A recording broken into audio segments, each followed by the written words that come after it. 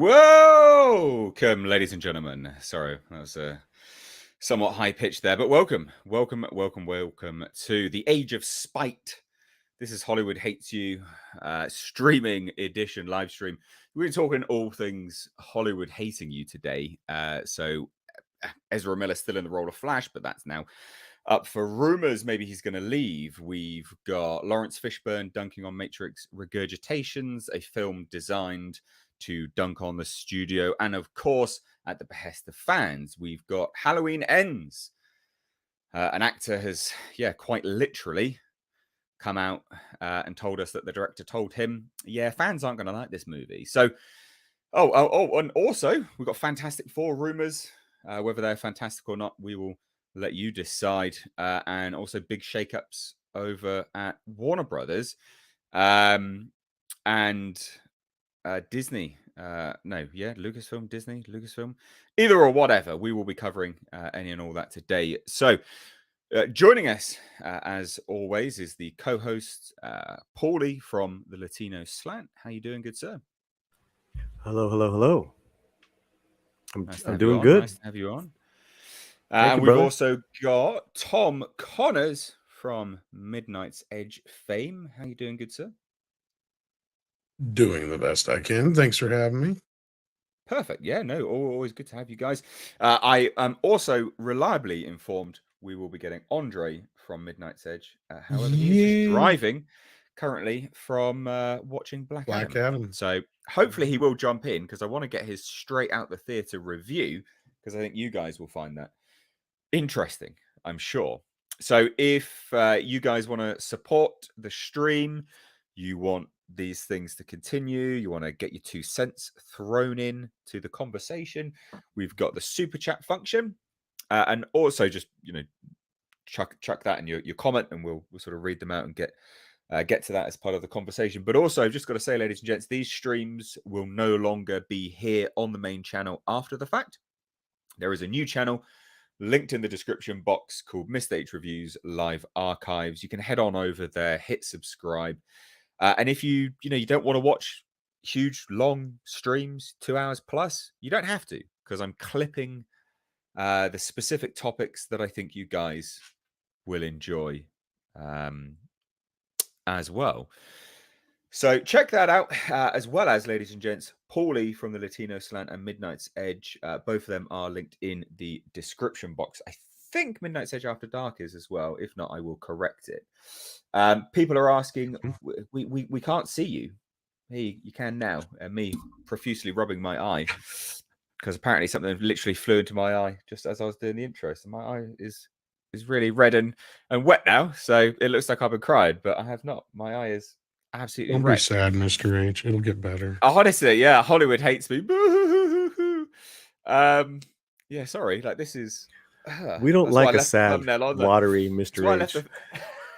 That's why I left the thumbnail on there so long, because I was like, my eyes. Oh, is that what's been going on? Yeah, something's in my eye, but it won't leave. Oh dear. It happens. It happens. Wow. Honestly, I'm just really torn up with Hollywood hating me. That's what it is. I'm used to the treatment. I'm used to Hollywood's treatment of hating me. Yeah. Oh, right. So I think, ladies and gents, what we need to do, panel, Paulie, Tom, is talk about Ezra Miller. We need to talk about Ezra Miller. So this is a saga, isn't it? A saga and a half. Are you guys familiar with the Ezra Miller saga or not? More than I want to be.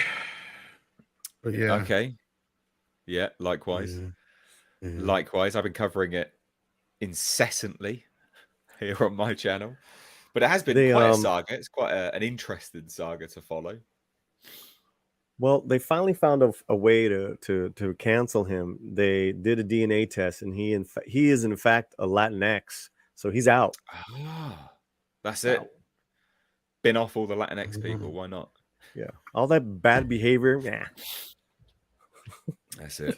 Yeah, ridiculous. So this is a recent development. Essentially, he's now so essentially he's being eyed as he's being eyed to be replaced. Yeah, I don't Which, think that's the reason. I've been hearing about them replacing him since way back when. so I've heard there's the potential for it, but it's going to be incredibly difficult. And I think the linchpin behind that now is the fact that not that he'll serve it, but he's facing a 26-year felony charge. And I think that's what's caused it. And sorry, Tom, you tell me what you've heard whilst I piss around with my Well, eye. prior to this, like, I mean, they were looking at, I can't remember the kid's name, but he was in Teen Wolf. And then, like, I think Doug McKay was the other kid they were looking at. And there was a few people that they had in mind. And I had been told there was one kid that they had already signed on for the future. Like, they were going to try and get this movie out there with Ezra so they didn't have to reshoot it. Because, of course, that would cost $200 million to do. Yeah. But yeah, I don't know who this is. Oh, is this George McKay? Okay, here we go. Yeah, this was the other There we day, but go. then, like, yeah, so this is probably one of the front runners, pun intended. But this is something that's been in the works for a while. I know they were trying to work with him, but from what I had heard is that he slapped their hand away when they offered him the help, but he did end up having a Right. meeting with them. So supposedly he's getting help on his own terms. But yeah, Are we with all talking about this Ezra stuff, Miller? Sorry. yeah, but with all this crap looming over his head, I'm sure Warner just wants to wash their hands of him at this point. And before Yeah. this, they were already looking to do that. It was just like they were looking at, like, look, everybody knows the Flash is done already. We're just gonna Yeah. have to take the lump on that one and go forward without him. So they already kind of knew that, but this really kind of pretty much puts a pin in it at this point. Like they've got to do something. They can't sit here and just ignore it forever. Well, yeah, I mean, I think so just we'll just cover this real quick. So this is the chap that they're considering to replace Oddly Ezra enough, I Miller didn't even know this was currently. making the rounds already. Yeah, so it's come from two individuals now in terms of being publicly released, and this is George McKay. So 1917. Did you watch that film? Because I did. And I thought it was a good film. Good I film have for it, but I almost like haven't Oscar watched it bait. yet. Fantastic film. I saw it in the Yeah, theater. and yeah, so did I. Great great place to watch it. So he's a good actor. I like him. And so this is doing the rounds from two people. One being our epic friend over at Beyond the Trailer, Grace Randolph, who I didn't take hugely with as a credible one for this one, particularly at that point. But then there's other people. So My Time to Shine, Hello, dropped it as well. So as I hear, they have a shortlist in place with McKay at the Well, you top. can add me to it now too, I guess. And yourself. Yeah, exactly. And so the only decision they'll make after the Flash arrives is which actor will be the one to replace Ezra. So it doesn't look like. I mean, again, this is the Flash film news. Says Warner Brothers won't be making any casting decisions until after the Flash arrives in theaters, despite George McKay rumors. Is that what you heard, Tom? Yeah, kind of. Like, basically, they already knew they were going to replace him after this. So, but now, like, and I'd heard before that they were toying with the idea of replacing him in the film itself because it really wouldn't be as big a difficult feat as people think it is. Because the guy I talked to who kind of works close to special effects, let's say, he flat out said, you got to remember, all these are shot in front of green screen anyway. Like 9 times out of 10, most of the actors aren't even in the same shot. And you so know what? Yeah, you're kind of right there, I guess. To replace him would not be as, it would cost some money, it would take some time, it would take some effort, but you wouldn't necessarily have to call all the actors back for everything, maybe a few shots. And they're already in the midst of reshoots anyway. So, like, if they're going to do it, they're going to have to do it now. But I think they're still going to try to release it with him in it. That was the last I was hearing, was that was their hope anyway, because they do not want to spend the money on it. Well, yes, like $200 million already, isn't it? With essentially a felon. At least. Facing felony charges. So, for those that don't know, ladies and gents, I mean, Ezra Miller. Oh, Ezra Miller. Wow. Okay, what a saga. So, Iceland was the first sort of public displays in Iceland, Reykjavik, Iceland, shooting Fantastic Beasts 2. He choke slammed a woman, and it was caught on camera. no one really made a big song and dance about that at the time. Most mainstream media outlets kind of left it alone. But from then, it has absolutely snowballed. So there are charges of grooming 12-year-olds, multiple, so plural. There are charges of like child protective services because he's housing people at his sort of like farm estate. Children as young as like, I think it's like a 1 or a 3-year-old, between a 1 and 3-year-old, with like bullet casings in its mouth were spotted. And now there was other sort of, these are not charges, sorry, these are all anecdotal, but they're coming to light more and more. And this is what I mean by just absolutely spiraling out of control. People in Germany. And then there was the reports and him being arrested in Hawaii. He threw a chair at a woman's head, split her skull open. So, pretty severe, not a small thing. He got arrested in like a karaoke bar. That was all caught on TMZ. They got the body cam footage. What else? Oh, so the current one, the 2016. This is what I mean. There's just so much, ladies and gents. The current one is a felony charge because felony burglary because he broke into a neighbor's house and stole 3 bottles of liquor, which is all caught on CCTV, and he's pleading not guilty, even though there's footage of it all. I think it's more severe because it's a controlled substance, basically, is what he stole. I think is the bigger deal from what I could figure. Because I'm like, why is it a felony? Why would it be any different than any other breaking in and entering, which is usually like a misdemeanor? Because it's an alcoholic beverage, and he took it probably out of the house, and it was an open. There's probably a bunch of things we piled onto it, is what I'm thinking. Yeah, so I'm thinking that's because I was like, because at first I'm like, why would they charge him with a felony anyway? But then his lawyer, I think, is playing the long game on this one, because even though he's on camera and all that shit doing it, he'll do a plea, and the max is 26 years. Well, not just that, they'll plead it down to like probably like 2 or 3 years probation and an X amount for a fine. And the other problem you have here is a lot of these other ones have dropped the charges. Like all the ones that are outside of the US, they just were just happy to get rid of him. Well, so there's still one going on inside the US, but it's not. So it's the Native American tribe court, isn't it? Where they've got an injunction out. Well, there's one more investigation still going on, and I think that's the thing, because you got this deal that he's facing right now, which is a felony, because that's a big deal. And then the other thing he's facing is he's still under investigation from Child Protective Services in Vermont. I haven't heard anything on that yet. Was that him though, or was it simply the since he's the owner of the property at his property? I don't know. I'm assuming he'd be held responsible since it's his property. Yeah, true. So yeah, this is the ins and outs of this are a little bit. I've lived in the States and I've been there a little while, but I'm also not a lawyer, so take that into consideration. Obviously, ladies and gents watching this, we're a little bit, some of this is speculation on top of what he's been charged with. But the felony burglary is something which has happened. He usually to get a felony burglary, under my understanding, it generally has to be some kind of like aggravated situation, like you actually have a weapon. Or there's some type of physical situation. Well, so apparently he broke in and they told him, you need to leave, and he sort of milled around, basically. I think it was a very much maybe I don't know. It could just be Vermont's law too. Once if you have to actually break into a door, maybe it becomes a felony or something like that. I don't know. The laws are different in every state. That's the other problem.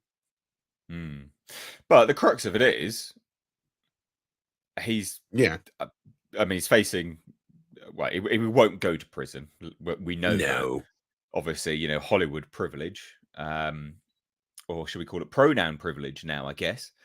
Well, the only other thing is he broke into those other people's places before. I think they dropped the charges, but I don't know if they'll still bring that up as a point. So this wouldn't technically be the first time he's broke into some place.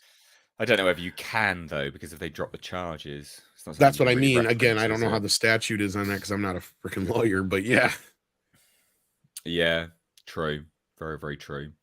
But yeah, so he's probably not going to go to prison, obviously, but he's facing pretty serious repercussions for this. And so as a result, I think this is what spurred these. I mean, it was literally only yesterday that came to light, that he pleaded not guilty and could face 26 years, and then now it comes out today. Well, there's a shortlist. He's going to be replaced. It seems very calculated for Warner Brothers to attempt to start the distance. I don't know if you guys. Well, that's the thing, is have they've any been keeping opinion on quiet that. about it. If you remember, about 2 months ago was when the leak that they were supposedly talking to the kid from Teen Wolf TV show, and they were quick to come out and say, "Oh, no, we're not replacing him." They didn't say anything else other than that, though. It's like, yeah, well, I'm hearing otherwise.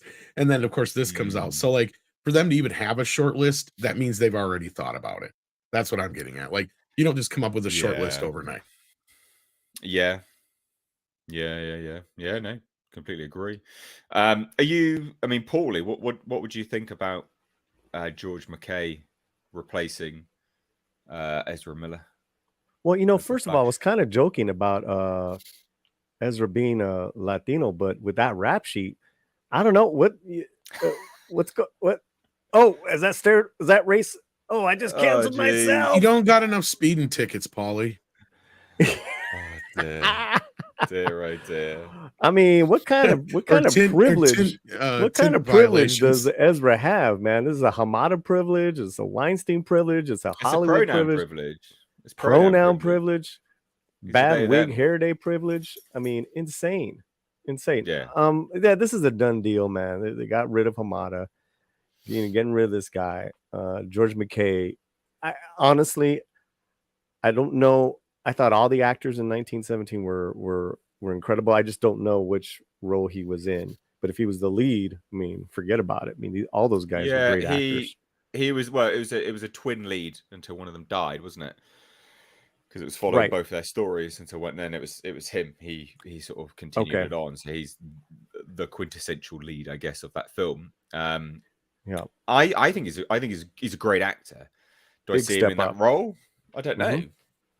But I mean, because he's a good actor, he'll elevate the character, the role. He'll bring something new to. I mean, he's fucking better than Ezra Miller, that's for sure. That guy can't. I was gonna say anybody. That's the thing. Was this guy ever good in anything?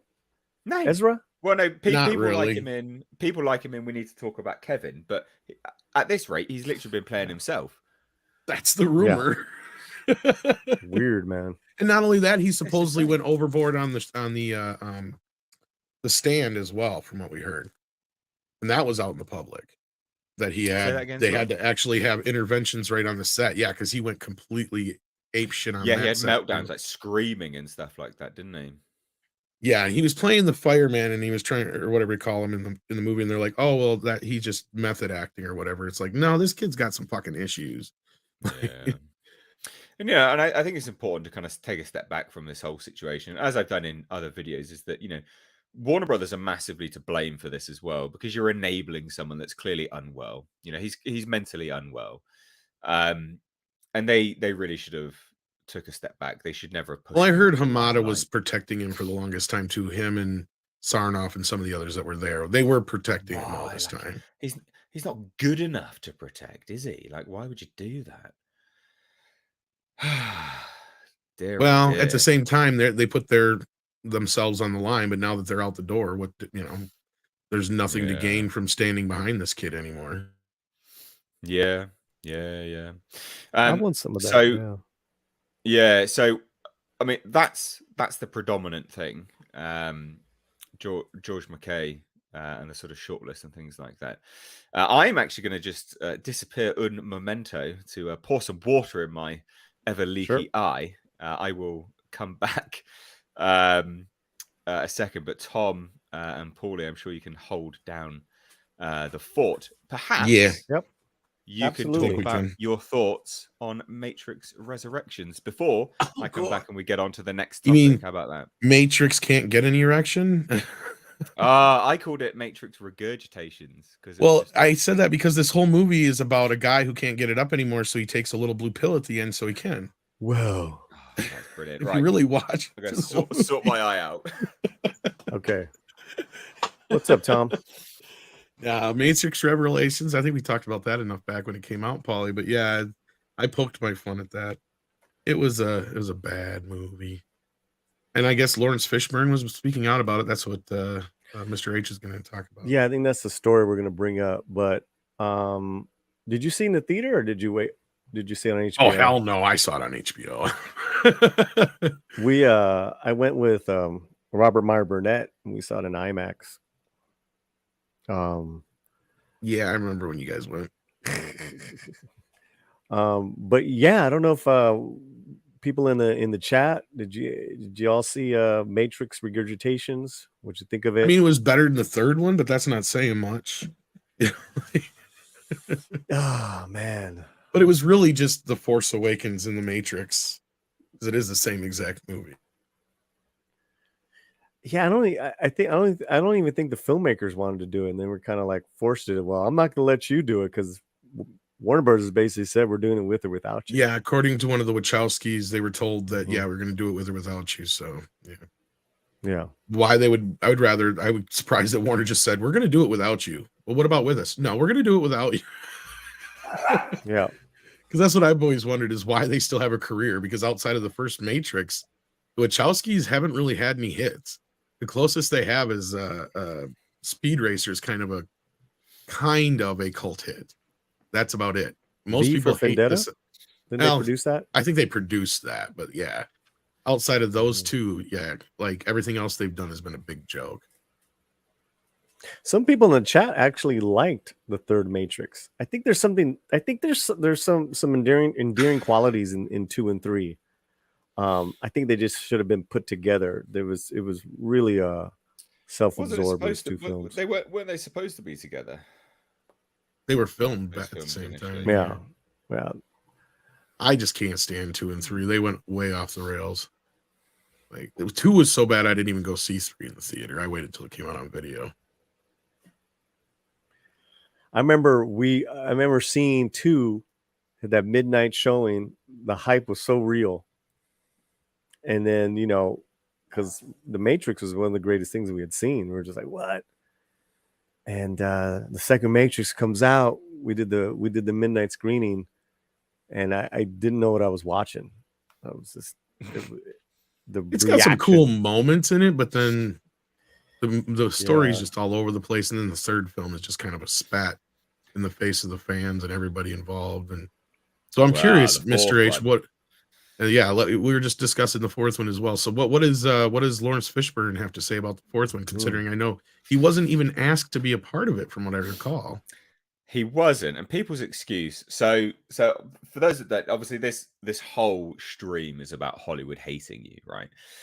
And I don't know if my fine co-host commented on this, but Matrix Resurrections was very clearly a case of Lana Wachowski not wanting to make another one. They even said dialogue to the effect of it in the film. They didn't want to make another one, but they were going to make it without them. So they did it anyway. So she wrote a script that literally tanks the whole franchise. So they'll never touch it again, ever. But that is Hollywood narcissism, because that is her literally doing that to spite the fans as well. Because it's in spite of the fans. The fans were looking forward to that film, and then they get drivel. So it is a case of Hollywood hating you. But this film was supposed to leave off after everything, and they made sure to say, well, yeah, everything's canon, because Morpheus is supposed to die in like the Matrix Online or something like that. So that's why he technically couldn't come back, even though he could. Of course he could come back, because they brought everyone else back. It's Matrix Resurrections, for goodness sake. Hugo Weaving was supposedly asked to come back, but a scheduling conflict meant he couldn't. But Lawrence Fishburne's comments, they're so funny. I love his comments so much. So let's just take a look at this together, because they are, they're a good laugh. We have to go watch this over on Twitter. I did have the file, but it's on my sort of other computer. So let's make sure. Right. Let me know if you guys can hear this. I gotta ask, did you end up seeing the new Matrix? Yes, I did. What'd you think? It wasn't as bad as I thought it would be. But I just got a lot of laughs. And it wasn't as good as I hoped it would be. But I thought Carrie Ann and Keanu really did their thing. And that's what I thought. Did you miss? Did I miss what? Being part of it. No, not really. I gotta ask. He looks good for his age, though. Wow. He's lost a lot of weight, Wow. hasn't he? Yeah, he's looking pretty good for his age. That was a lot of controlled control from him, controlled emotion, because he wanted. Did I what? At the end of the day, he was like, "Yeah, I wanted to be in it, but after I saw it, I'm glad I fucking wasn't." That's kind of what he was right, saying. and he's saying, "Yeah, they did their thing, but that shit sucked." It's just And the way, he- and then- it's just the way. Oh, go on. Yeah, can you replay that one moment where he's like, "What?" That Yeah. When that he's was like, gold. he's right like, did you? No. Sorry, what? Did you miss it? No. Keanu really did their thing, there. Did the thing. and yeah, that's what I thought. All right. Did you miss And no, did I miss what? Did I miss being one? part of it? No, not really. He was like, He was Now, miss waiting what? for that 'Cause question. Exactly. this clown of an interviewer. He's the one that like kind of like drives this Wokoso message from Variety in all his interviews. Every question, anything, you always see him asking like same representation garbage. Yeah. It's good to like get a real dude up there. But He's a smooth motherfucker, though. Look at that. did I miss what? I'll beat your ass if you say the wrong. Did you miss? No. Sorry. Did I miss what? Did you miss bit? No, I didn't. miss it. Oh goodness me. So Yeah.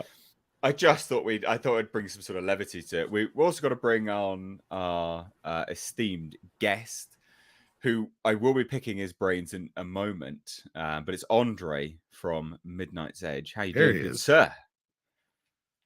This is where he just disappears. He's not actually here. He's muted. He's probably dealing Hefe. with the other stuff we were dealing Greetings, everyone. How's it going? with. Yeah. Good. Very, very good. Good to have you on. Good to have you on the Likewise, good second to be here. live stream back. Did you catch that? The Lawrence Fishburne Matrix question? No, I did not. Oh, gotta watch you. Well, we've got to watch it again just for your benefit. It's worth it. Obviously, this is the whole stream.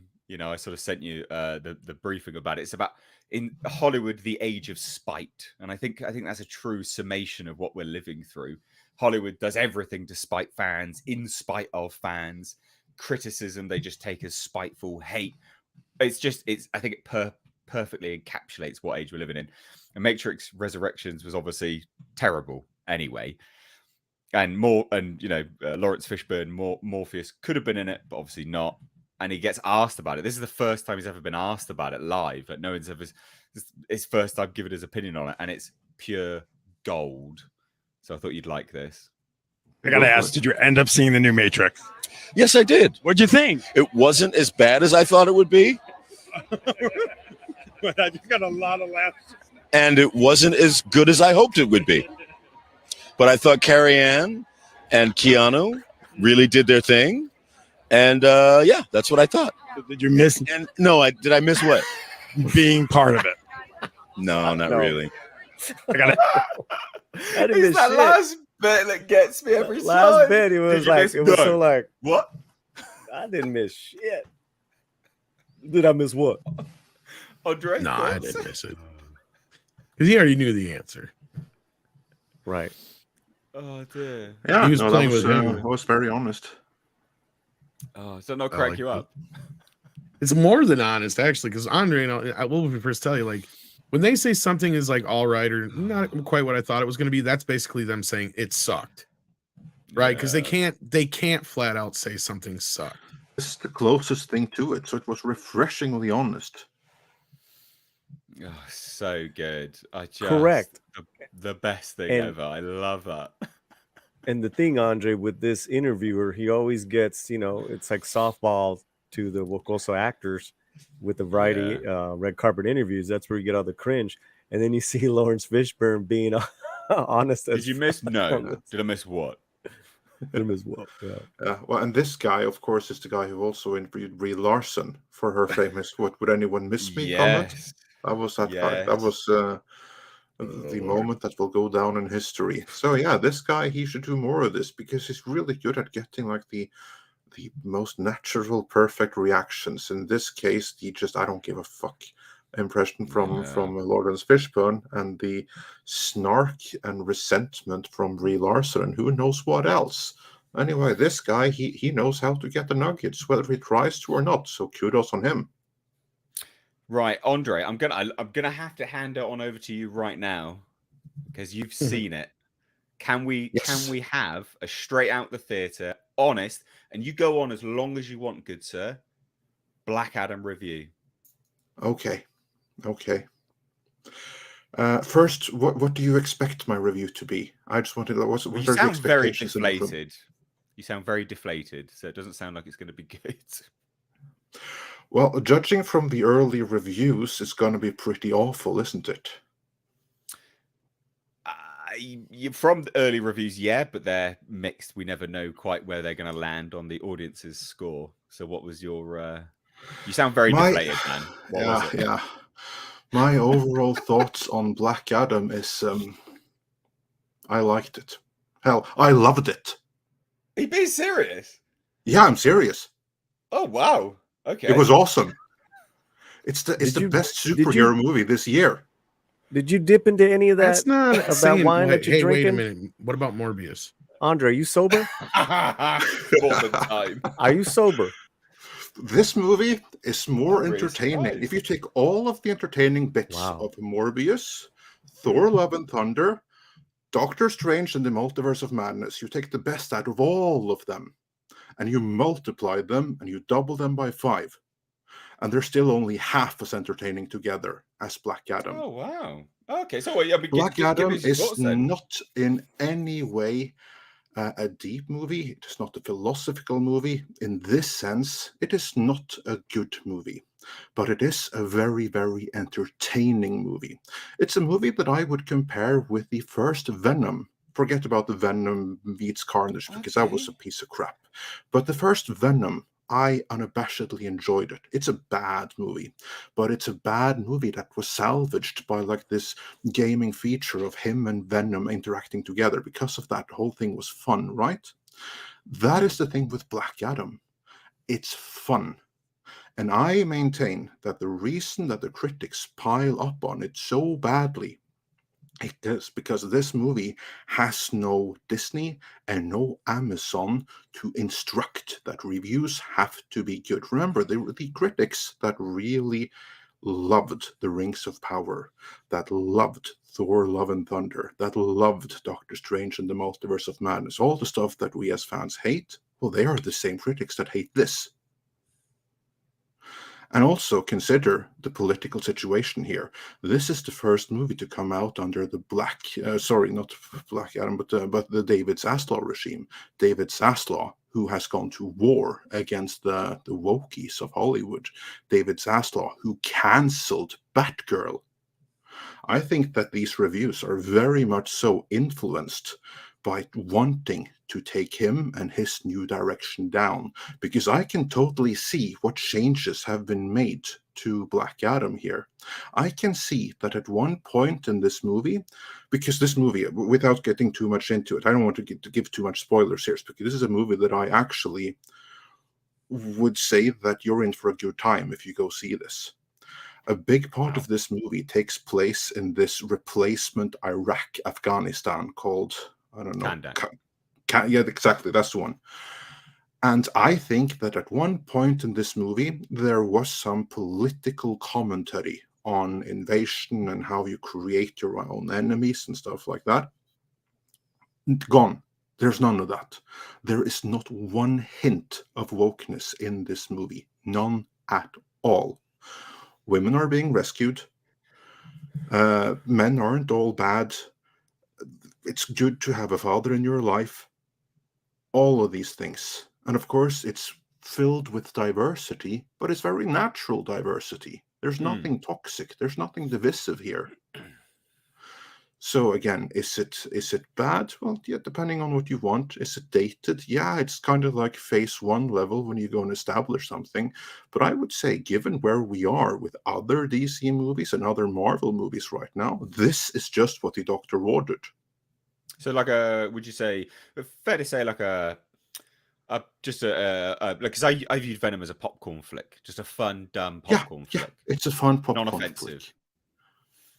There's stupid things in it, so you have to switch off your brain a little bit. Well, isn't it supposed to be in the same universe as? Well, I mean, I know it's in the DC universe, but it's technically a spin-off of Shazam anyway. Yeah, So isn't it yeah, kind it's of in that referenced. vein? It's referenced. Is it I referenced? thought that very- was the funnest of the DC films before the first Shazam. I mean, it was the Yeah. best. Yeah, It was the best Marvel film DC ever made. Yeah, Yeah. and What about and the yeah, villain? this is. I've heard bad things about the villain. I like the villain. It's the same guy who did Jafar in Disney's Aladdin remake, and here he gets to basically redo that, and he's really good. Pacing? Fine, Because it's all quite good. long. It's like 2 hours, 4 minutes, isn't it? Didn't It's feel quite a like long 2 old hours. film.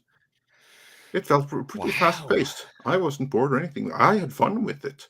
It How's could the be that I'm an CGI? extreme. It could be that I had such low expectations that it didn't take much to pleasantly surprise me. It could be that I'm just weird, but I've never been afraid of holding unpopular opinions. This could very well be one. But kind of like Tom likes Morbius, I also had fun with Morbius. But this is better. Again, this is Venom level. I enjoyed it. This is thus far this year the best superhero movie released. I don't know Beats if the I'd say I shows. liked Morbius. I just found it fun. Yeah, but you had fun with it. Yeah, there's a difference. I still know objectively that it's a very bad film. Yeah, I'm not and that's oblivious to that. that's what I'm saying too. Like Black Adam, objectively, you can say I wouldn't say it's a very bad film. You can say that it's a mediocre film, but it's a Right. very entertaining mediocre film. Let me ask you this, Andre. Sorry, Nick. Sorry. So it's very entertaining, mediocre. Are the actors rising Really above good. the kind of right? Really good. Yeah. Yeah, No, they're all good. I'm in. I I'm in. don't have That's what I I want. don't have the only one that I really did not like. I was like thinking, Mr. H, you're gonna appreciate this. You too, Tom. Noah Centineo. You know, he who at one point Oh, was yes. attached to play He-Man. He-Man. He's Atom Smasher in this movie. If I had to like single one as a weak point, it's him. He was just plain annoying. My God, did we dodge a bullet with him not being He-Man? Because that would have been awful. What is it? What is it about him that's is it persona? Yeah, there you have it. It's my biggest objection was the character, because the character Atom Smasher. Again, I'm not familiar with him in the comics, but in the movie, he is Ant-Man meets Deadpool, only without the fourth wall breaking. So he just feels so extremely derivative. And maybe it's nothing wrong with him. It just could be that the character came across as so incredibly derivative. And that's my objection. But anyway, that guy as He-Man, my God, I'm so grateful that did not happen. Yeah. What about the CGI? What was the CGI like? I would have liked there to be less of it. I mean, that wasn't amazing. And there's like one scene of what I like to call CGI fest, which is when you have like radiating CGI effects, everything like that. It wasn't the best I've seen, wasn't the worst I've seen. It was there and it was serviceable. I would have liked them to cut down on a little bit of it. The best CGI are like for augmenting and adding age and statues in the background and stuff. So like the building CGI, that was fine. But like shooting laser powers and lightning, it was serviceable. But it wasn't like, wow. What about the so when they first released the DC fandom first look, it looked quite brutal, quite bloody, quite nasty. You know, he like evaporated a man's body to pieces. Is it toned down a lot from that? Because we know that it had to get, you know, it originally had an R rating and then they had to tone it down. So how does it feel from the initial release? I can absolutely see how this at one point would get an R rating, and that they but he kills people, or he kills them by the dozens. It's sport and he enjoys it. Like he tears a dude arm off in like the beginning and everything, and there's loads of like limbs left over from him burning the rest of them to lightning and stuff. So yeah, there's limbs flying around, people being torn in two, no blood. killed in. No blood. but it's Right. very it's no doubt at all what he's doing, and that he's practically the Punisher. Wow. Andre, how is The Rock as the lead in this? I thought this is one of his best roles. Now, to be clear, I am not at all a fan of Dwayne Johnson as a person. I mean, there's some stuff that he has said and done in a public capacity as himself, where basically he has lost me as a fan. But in this particular role, I thought he was really good. It's one of the best roles he's ever had. Wow, man. This is gotta the say, perfect Andre, role for him. I've got to I say, disappoint you now, or no. Hey, look, I'm never disappointed. The thing is, I'll have my opinion of this film. Hopefully, it's going to be good because I don't want to waste my time. That's like a 4-hour trip for me. An hour there, watching the film, 2 hours plus because adverts and stuff, and then an hour back. Yep, I want to enjoy my time, and I don't want anyone else to dislike it. I am just genuinely shocked. I just am. Just genuinely surprised. But yeah, I don't know how many are going to have this opinion, but I really enjoyed it. Like I know again, Yellow it Flash was is just going fun. now. Yeah, I know Yellow Flash is there right now watching Well, it because really? I respect the hell out of Andre, so I'm gonna check it If out. I didn't know he Yeah, was going to man. enjoy it, I might have went to see it. I didn't plan on going this weekend. I figured, the Superman thing already leaked anyhow, and it'll probably be all over the internet in better quality in the next 12 hours anyhow. So Yeah, Tom, I think you might enjoy this. But I again, might. you never really know. Wow. I like big, boisterous, but not overly taking themselves too seriously superhero movies. Once in Then a you'll while, I like like this one. stuff like that. But sometimes I want to just watch something like Morbius, right? Yeah. Like I went into Morbius not expecting anything more than what I got out of it. And, everybody had already trashed it and everything like that. So I was expecting a horrible film. And I'm like, I had fun with it. Sure, it's not a great film, but I had fun with it. Same thing with Venom. So I can understand where Andre's coming from with this. It's probably just your that's pretty where I'm coming basic kind of superhero film. So yeah. It's a Wow. basic kind of superhero film, just far more brutal, with a hero that really anti-hero that really enjoys killing just a little bit too much. Or not that he enjoys it, but it means nothing to him. He just does it completely insolently. So yeah, no, I had really fun with it. And the heroes, which are like the Justice Society of America or something like that. My God, they're so stupid. But they kind of had to be for the movie to work. But I was like thinking, Right. yeah. Do you think that'll annoy people? I'm just gonna give you like one little thing. There Yeah. is one character, because we have to remember, like, I don't know too much about Black Adam, but we are told very, very early on that this is a dude who was a slave. So he's probably not too fond of being told what to do. And now he's a god, so he's probably a little bit arrogant because of that. He knows he's the most powerful individual on the planet, so he's not going to stand down from a fight. And when the Justice Society then comes to him and they engage in conversation with him, how do you think that conversation goes? Remember, these are the heroes. Yeah, do as I say. Black Adam. I remember that I can give you the exact line and think how wise this is given the setup. Kneel or die. Yeah, that's not going to work, is it? I think that's in the trailer, actually. Yeah, that's the option given to this guy. That's how they first meet. So the heroes in this movie, my God, what a bunch of bumbling fools, all of them. Oh dear. Oh dear. Well, thank But you. of course, that's done so that Black Adam can shine properly. But and he does. Yeah. Well, thank you so much for the straight out of the theatre review. I'm happy to hear that. Genuinely, it'll be interesting. I'm watching it tomorrow. It is out here tomorrow, so that's why I've not obviously gone to watch it today. But yeah, it'll be interesting to see how it sort of lines up. I mean, honestly, Nate, I'm in shock. Yeah, I'm shocked too, but it's a good shock. I thought you were joking, Andre. Yeah. First. Yeah, no, but for real, I had fun with it. Yeah, well, I'm keen to see it. Before we shuffle on to some of the other topics, I've got to get to some of the super chats because we're going to let them build up. And super stickers. Deadfly from Moon sent a £2 super sticker supporting the channel. Thank you so much.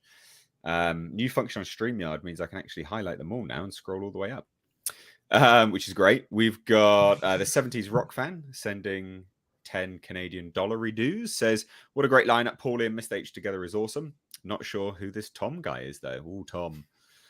Infamous. Infamous. Yeah. You're everywhere. Yeah, I don't know who How Brian is quickly either. that 70s rock fan forgets, considering he's been a loyal viewer for years. Well, he's actually been on Mead lately for Right, isn't he on 2 weeks Mead? too. Yeah, he's on Mead all the Damn. time. Yeah. Brilliant. It's that Scottish humor. We've got Kareen, I think. So sorry if I've butchered your name. Sends $1.99. Says, Tom, I'm following you. Psych. See you tomorrow on Midnight's Edge. Nice to have people crossing over. Good to see familiar faces from multiple channels here. And again, thank you all so much. Join in the conversation. Support the streams with the super chats. If you're watching this on, because this stream is currently going out on Mr. H Reviews live archives, you won't be able to super chat over there, so flit over to the main channel and watch it there. But also, when you want to watch this back, it will be on that channel. That's why it's over there at the moment. So you do have to subscribe to that channel, and there'll be clips there as well. Katie High sent £5. Says, H, go sort out that eye and stop rubbing it, please. We'll be fine with Paulie and Tom for a few minutes. I know my eye was bizarre, just kept leaking. It was very irritating. Auntie sent $5. Says, for Child Protective Services, finding gun rounds next to a baby is quite serious. Babies eat everything, so I don't see that going away. Yeah, well, even worse, we're talking about this Ezra Miller part, was that it was actually in the baby's mouth. Not just around them, but in them. So I think even worse. Tom working with the $3 super sticker. Thank you so much, dude. Good to see you again as well, Tom. Nice to have you back on the streams. Nice to be back streaming as well, I've got to say. And nice to have this great panel around. We've got 2 new members, Kaylee or Kalia, the vampire. Thank you for becoming a member. And we've got Olaf Van S. Has become a member as well. Hopefully I've not butchered that name. So apologies, my English tongue. I think, oh no, that's not it. I thought it was. Where's my sandwich from Deadfly from the Moon for £2? In the kitchen. You got to go get it yourself. Sauce. And I think, oh no, it's not it. Mr. Tickle Drugs said $2 Canadian. Says Morbius was a morbid crime. I like it. No. Like Morbius rhymes with glorious, and I don't think that's ironic. I enjoyed Glorious myself Morbius. watching Morbius. Well, Wait a I'm minute, not- that didn't sound right. That did not. I know I sound wasn't right. supposed to like myself. It's kind of like eating really, really, really bad fast food, right? I Like you hate know you're it. not supposed to like it. It does kind of taste like shit, but you just can't help but enjoy it. Like McDonald's. We all know McDonald's is That's crap. what I'm We saying. enjoy Yeah, it exactly. less. Well, Yeah, but okay. Tom really does like McDonald's and Taco Bell. Honestly, I really don't like McDonald's. Taco Bell's a different story. I can't lie. No, it's the same. Big called out. Katie High said £2. Says loving the lives, H, and hi to co-hosts and guests. Thank you so much. No, that's not it. We're almost there. Katie says, ask Andre about Henry Cavill's cameo. Yeah. I guess. How was your what about 15 the cameo seconds there? of Henry Cavill? The 15 seconds of Henry Cavill cameo is exactly the scene that has leaked, so I confirm that it's there, and it fits really nicely into the movie. It was good that it was there, because he's the only person on the planet that actually can stand up to Black Adam. So it was needed, to be honest. It was like weird that they didn't bring him in right away, but again, they needed some throwaway heroes just to let Black Adam shine. So it worked. I was very happy with it. Okay. Good ending cameo. Really set Did it up look the like later CGI? conflict Because stuff. some people have said it looks like CGI. Nah. No? Okay. Because I've read some reports where people are like, oh, it looks like CGI. So no, that's just. It did to there. me too in the leak, but that could very well be because it was on a phone from God knows how far away. And yeah, there could be variables in that, but it did look a little off to me in that. So I do understand people feeling that way. I don't know that they were together, and there's like so much smoke and crap in that scene where they do meet. So it's obviously gone through loads of processing, but I don't think that was a CGI replica of Cavill. I think that was really him. Right. Okay. I hear they changed the outfit a little bit. I don't want to get too much into spoilers because I don't want for people to sort of distance themselves from the stream. Man But of I've heard the it was outfit's to say, brighter. no, to me it looked like, again, I don't have it in front of me. I don't have like a Doesn't comparison. look different. Look about the same. To me, it looked like the Man of Steel outfit. Oh, okay. All right then. Not like the slightly lighter one that we saw in the Justice Whedon cut of Justice League, but the Zack Snyder Man of Steel outfit. That's what it looked like to me. Oh, okay. All right then. All right, no worries. So we have another Hollywood spiting everyone topic. Now Hollywood hating you. And this is to do with Halloween Ends. So I'm not going to get into spoilers for this, so don't worry. Don't want to get into spoilers for this specifically, but it's more to do with what the actor revealed in this article, which again, don't worry, I'm not going to get into spoilers because I know people may not have seen it. And you may want to go in blind, but it's more specifically, again, what was revealed. And if you've seen it, you'll put two and two together and go, what? Why? And so what it is, as we scroll all the way down, it's where is it? Because it's a fascinating piece, and it's really telling. So we talk about Hollywood hating you. This is interesting because they start talking about how many drafts of Halloween Ends there was, which is, yeah, pretty telling, to be perfectly honest. I mean, it wasn't two scripts crammed together like I thought. Well, apparently there's just loads of drafts, like a lot of drafts, and they were just shooting nonstop. People didn't know however many drafts they went through was just ridiculous. It was just this massive, huge thing, and yeah, not good. Yeah, not good to have that there. That there was so many, so many sort of scripts there, I guess. But then we have this. So when David offered me the role, David Gordon Green is who he's referring to here. When David offered me the role, he was like, I need you to know that a lot of people are going to really, really, really, I'm reading it verbatim, not be happy with what we're choosing to do here. You'll probably hear a lot of that. And Jamie Lee Curtis reached out and said the same thing. Now, if you've seen the film, you'll know that this is Corey, the character of Corey, the actor behind the character of Corey, saying this. And you'll ask yourself, right, okay, so David Gordon Green was well aware that this would not be a favorable addition, so much so he's had to actually warn the actor, and you still did it? Why? I get you guys haven't seen this, have you? So it's a bit difficult for you guys to comment on. But don't you? I have not seen it. Tom has seen it. I haven't. Ah, Tom, then come on, thoughts, man. It sounds like The Last Jedi all over again.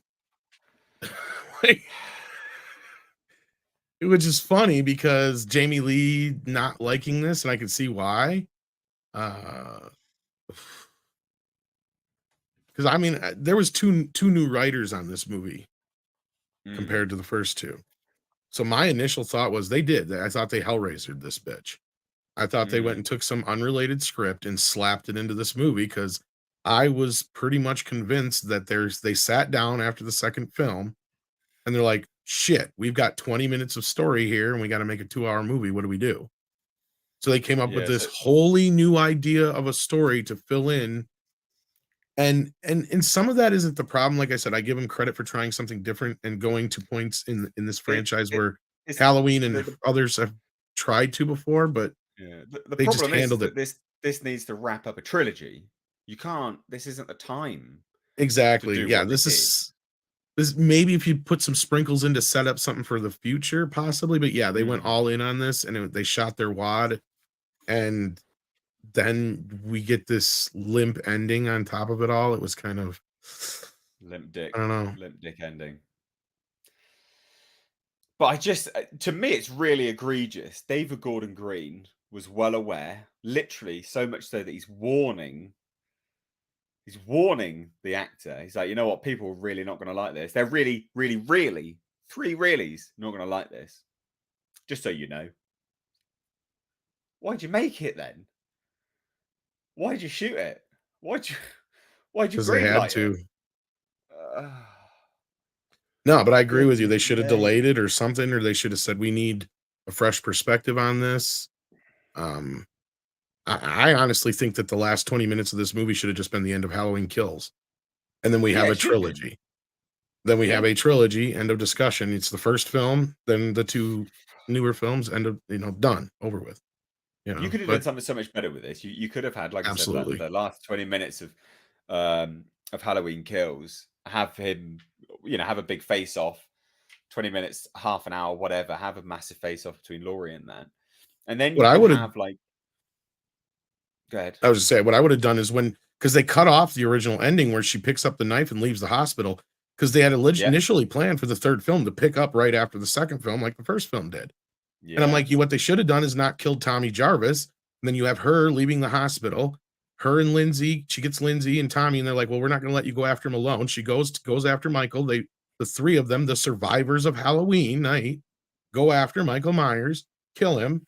And then in the process, since she's already wounded, she ends up dying in their arms at the end after Michael dies. And you have the whole funeral thing, like a whole thing would have been nice and have been a send away for both characters. And from there, you could have maybe planted some seeds for the future. But this was could have teased like a hand taking the mask and walking off, and you're like, oh, whose hand is that then? Oh, they're taking up the mantle of Michael Myers. You know what I mean? Like, do that hand taking up the mantle of the Shape. Tease that. Even make it a 90-minute movie, for goodness sake. Make it a short one and done. Don't make it. Yeah. You don't need to make it as long as it was or anything like that. Could have just been the first 20-30 minutes them trying to find Michael. Once they find him, it's a big fight, and then you have your final bit. Right there's your 90 minutes. Like you said, it's not that difficult. I don't know why they did this either. It just because I actually didn't hate Halloween Kills. Halloween Kills actually made me like Halloween 2018 a bit more, because they have that specific scene in the hospital where Will Patton's character tells Jamie Lee he wasn't coming for you. The doctor was bringing him there. Because at that point, that's what I hated about the first movie, because I liked it until that moment. I'm like, what is this doctor doing? Why all of a sudden is he doing this crap? And none of it made sense. Well, at that point, he took all the mysticism and the spookiness out of him. He's like, no, it's just this doctor who was nuts. And now this guy's loose because of him. And that kind of gave us the reason for all this. And then they go back on that in this one, and they go back to the territory of 4, 5, and 6 with the whole curse type idea that the evil can pass on kind of shit. And I'm like, really? So you're retconning the retcon now too on top of it all? It's like this has just gone off the rails. I can accept the second one because I liked it for the wackiness of it, and it is kind of a a throwback to old classic 80s slasher sequels. And I think that's what some people didn't really get or didn't appreciate. And I can understand that and respect that. But like at the same time with this one, like when we did the review, Justin Proper said he compared it to the new Star Wars sequels, and I said, I can see where you're coming from. They're not exactly the same, but you have the second film, which was very divisive, right? It was kind of split down the middle. Some people liked it, some people didn't. Now this one though, I think is going to be like Rise of Skywalker. 80% of the people pretty much hated it, and there's very few people that are actually sticking up for it. So there's a petition going around to get it like remade. At this point, like, what can they do? They can't say, "Oh, well, we can't do that." You've already redone this trilogy how many times?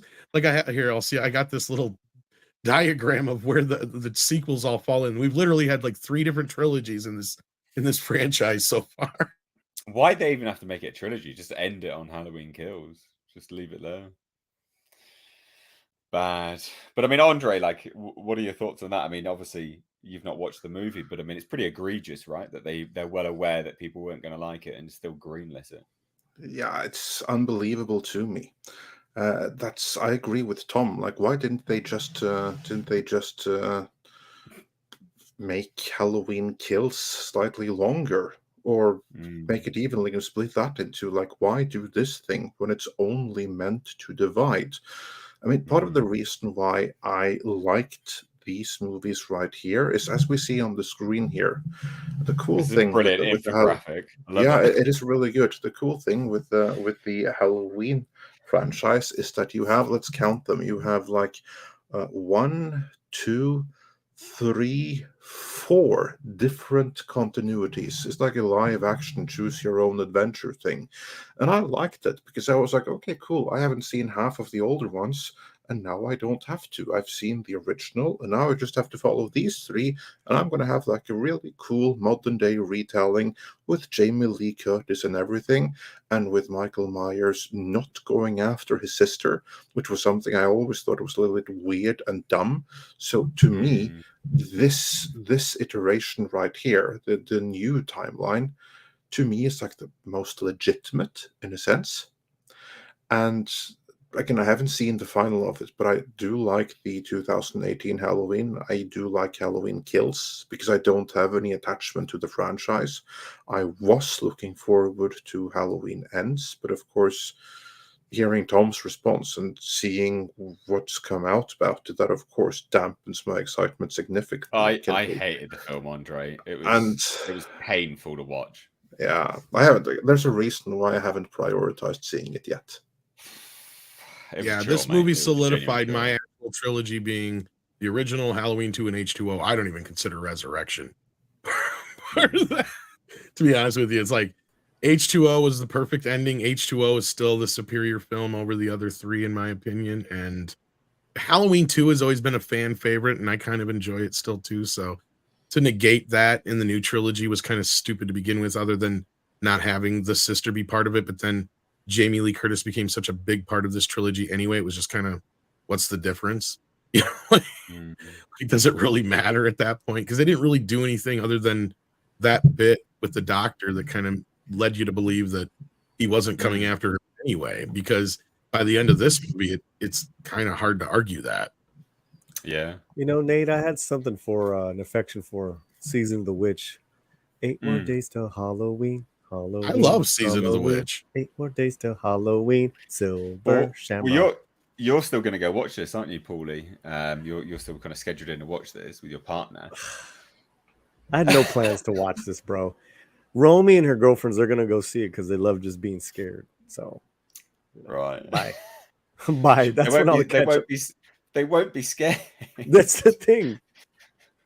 This film is not remotely scary at all. It's half a romance film. It's legit half a romance film. What was the latest? They love the Black Phone. I quite like that film. I had a good time with that. So they like that. Not a bad one. And Smile. I enjoyed Smile. Not like wholly original, but I want to check out Smile. Yeah.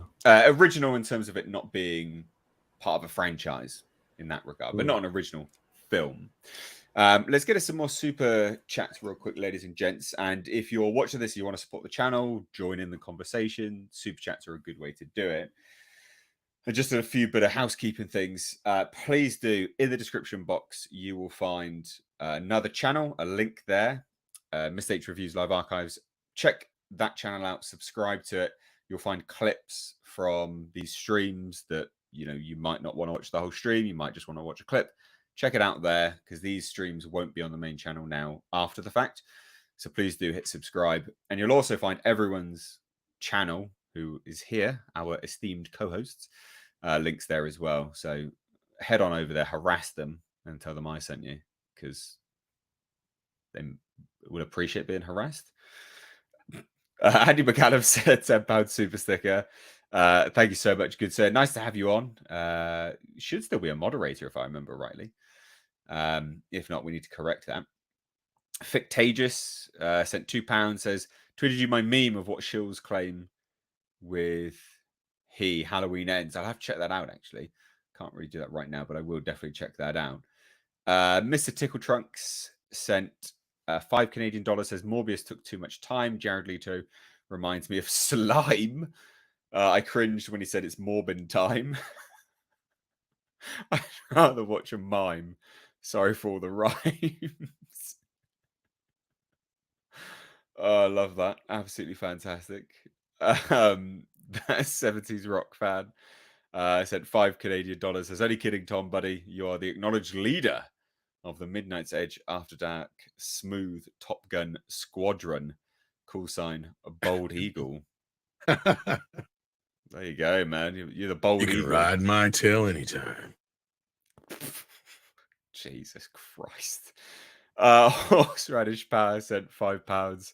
Says, any thoughts on the information on Silent Hill 3 film, which looks like it is modeling itself after Silent Hill 2 and the Silent Hill 2 remake and of the new game. So I don't know if there was a new Silent Hill film. Was there a new one? There's a Anyone new heard of one in this? development. I think that Xavier Gans JJ. is returning to it.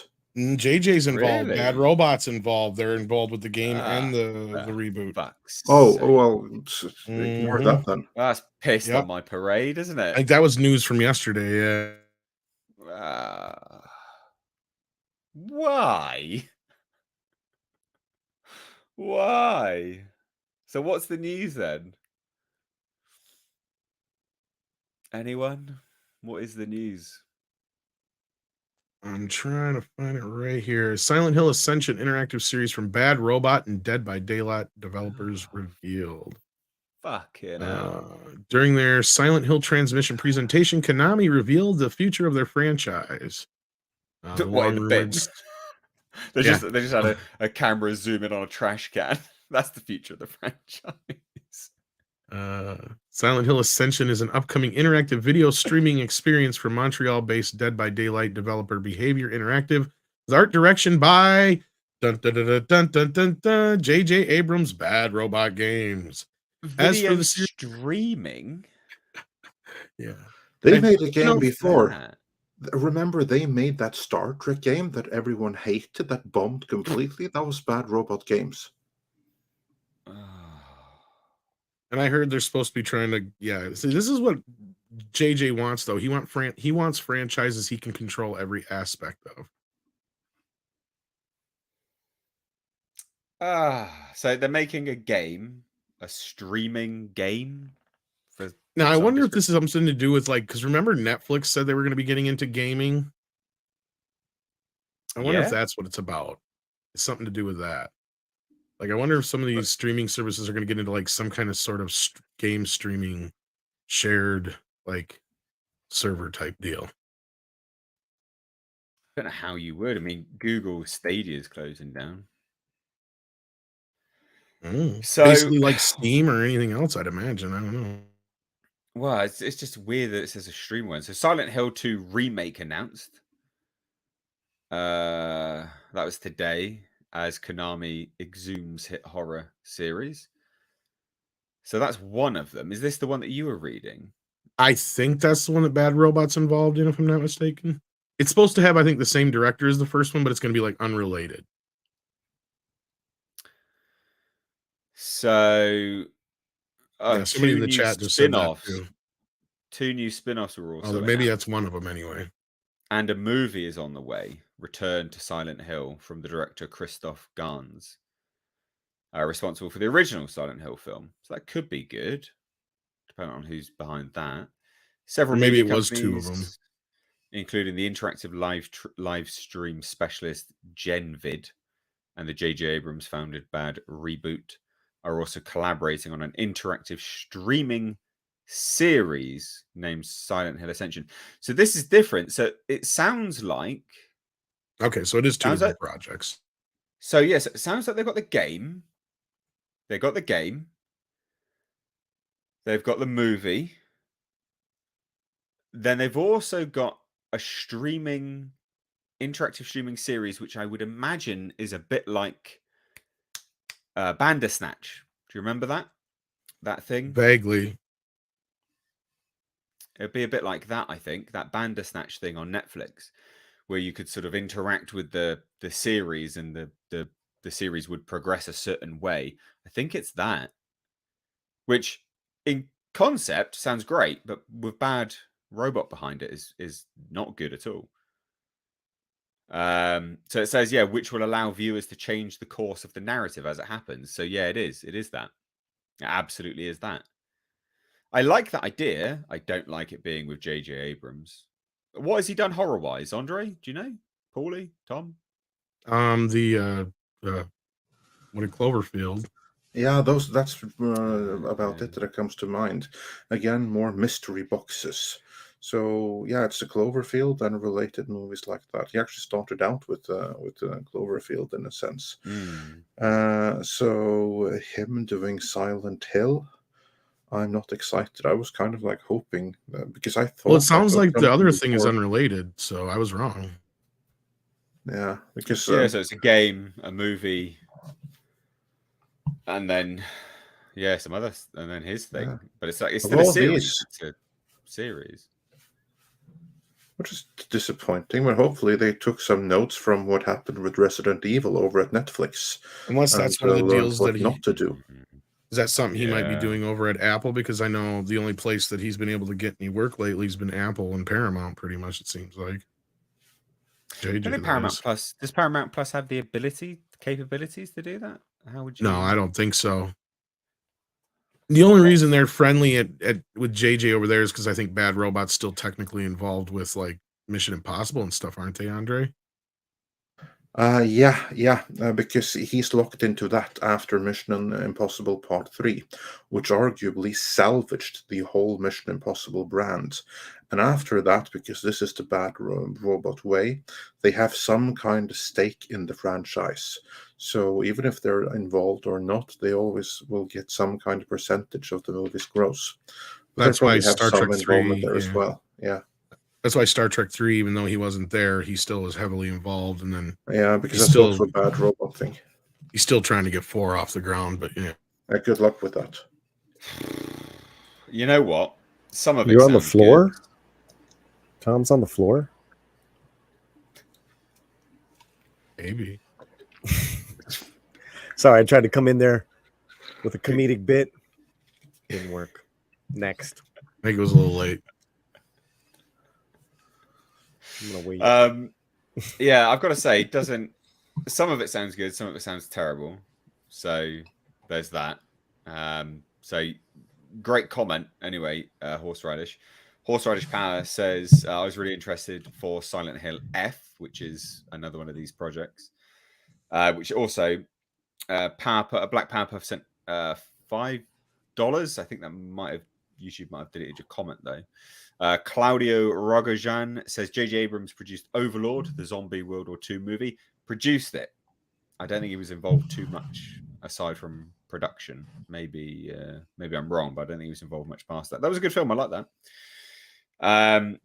Andrei Romaniuk, I'm butchering these names today, sent $5 and said Silent Hill has 4 games coming: Ascension, Silent Hill Townfall, Silent Hill F, and Silent Hill 2 Remake, and the movie as well. Well, apparently this Silent Hill Ascension isn't a game. The Silent Hill Ascension is a series which is interactive. So is that a game? It's not really a game, is it? It's a series that you watch that you can sort of change it. So I don't know. I don't know what would you consider that? That's more like they've tried implementing that kind of stuff before. They usually just call it like audience participation, or basically choose your own adventure, like we would say. But like yeah, it's the old book, choose your own adventure RPG books, wasn't it? That's what you used. But they're the same kind of concept, right? Because even though they give you the illusion of this, endless possibilities. You're just slowly being whittled down. Yeah, to 1 or 2 different options, and that's it. Yeah. I don't know, Andre. Do you like those ideas? Him back on, more stuff. Bad reboot. I like him doing something else, like flipping burgers or selling rotten subprime loans or something like that. Or better yet, do something completely original. Like, I don't want him to leave the movie business. I think there's a place for Bad Robot, but they need to do their own things instead of being these cultural locusts that just go and completely, utterly destroy established brands by adding their own tired formula to it. Like, if you want to use that formula, that's fine, but do it on original things and get those things off the ground, which means cutting the budget. Like like this Demi-Monde thing that Marvel cancelled. It's just cost too much to make, and that is the problem with that. Yeah. So I think we'll move on to something which Paulie is going to take the lead on, which Andre and Tom, I think you guys know about as well. But Paulie, because I hadn't heard about this news, you informed me about it. What are we leading with? Which one? Well, people being canned. Oh yeah, isn't it? Walter Hamada gone, and Michelle sure Rejwan. that these gentlemen know about it. Why don't we start with Walter Michelle Hamada? Rejwan? Walter. I was gonna say Walter. Damn. We'll start with Michelle. Let's do this. Come on then. So what's this news? Michelle Rejwan steps down as SVP at Lucasfilm, returns to producing with overall deal at Lucasfilms and Walt Disney Studios. Kind of reminds me of the Toby Emmerich move. I think that's very interesting. This is someone that was brought in during the Iger years. There were rumors that she was being groomed to take over after Kathleen Kennedy. Now, we don't know what happened there, but I don't think that she's living out of her own free will, because this is not the promotion she's getting. Like, she gets like a producer deal, but that's standard what fired executives get. So it doesn't look like they're fired. They go from being executives that can rule over what others do to suddenly becoming producers that can only make things on the mercy of producers above them. This is a step down in her career, and it tells me she was fired. Rejwan is leaving her post as SVP, live action development and production at Lucasfilm. She's transitioning back to being a full-time producer and has signed an overall deal with Lucasfilm and Walt Disney Studios. She will continue to be based out of the Lucasfilm office, and will develop for both Lucasfilm and Disney. Rejwan recently served as executive producer on Lucasfilm series for Disney Plus Obi-Wan, Andor, and the upcoming series Willow for Disney Plus. In her new role, Rejwan will continue as executive producer, the current Andor and upcoming Willow series. She's also attached as producer on an upcoming Lucasfilm feature film project like Star Wars film written and directed by Taika Waititi. It gets better. Just wait. Just keep reading, and you'll see where she comes from. You're so funny, Andre. Prior to joining the Lucasfilm executive team in 2019, Michelle was part of the company's wider production family and served as producer on 2019's Star Wars The Rise of Skywalker and co-producer on the 2015 Star Wars The Force Awakens. Rejwan also spent 7 years at J.J. Abrams' Bad Robot in Los Angeles. There we go. Fuck's sake. There we go. God, he's just a maggot in Hollywood, isn't it? He's just his festering roots of a rotten tree everywhere. And we just need a jingle now, Andre, that's like, you heard that right. She's a JJ acolyte. Oh, that was a good one. But Tom, mate, you're the music man. We need to get I'll have to make some jingles. Yeah. But yeah, no, this was my first thought. It was like, wow, another JJ acolyte that being binned off though, right? That's that good. is being let off here. Yeah, because here's like the thing: JJ Abrams, he has lost his status in Hollywood. It's very difficult for him now to get projects off the ground. And when he's no longer there to protect them, and he taught his apprentices bad, and now they're all losing their gigs one by one across town. Not all of them, but most of them. Oh, I just need the showrunners of Rings of Power to now lose theirs. They'll be sidelined. I hope so. But Andre, Tom, you guys are much more familiar with Lucasfilm and Disney than I am. What have you heard about this? What are your thoughts on this? You said we found out about this replacing KK, right? yeah, as far as the finding out about this, we found out about this live on our show at the same time everybody else did, pretty much. And we still have a video coming about it. Yeah, but as far as the other part, yeah, for a while there, she was being, we were told, and it wasn't even being, we were being told, it was kind of being, she was boasted in the press and everything like that as, you know, the new up and coming, you know, VP in Lucasfilm. And, you know, we were hearing that she was being groomed to take over for Kathleen when she retired here in a couple of years. And then all of a sudden, silence, nothing, not a word about her after Rise of Skywalker. Nobody ever mentioned her. Nobody ever really talked about her. This is the first time I think we've heard about her in forever. Tom, I have to correct you. That movie is called Rise of Palpatine. You're correct. I'm sorry.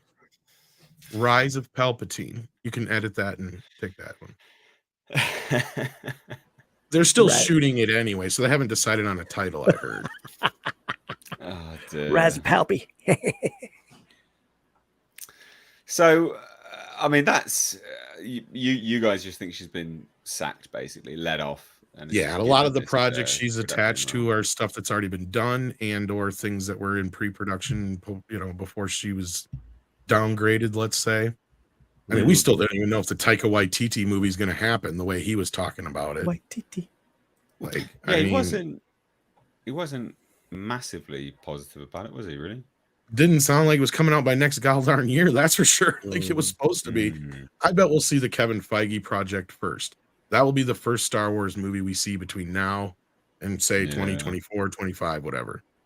I bet you $5 because that's the only one that's going to have any push behind it from the studio.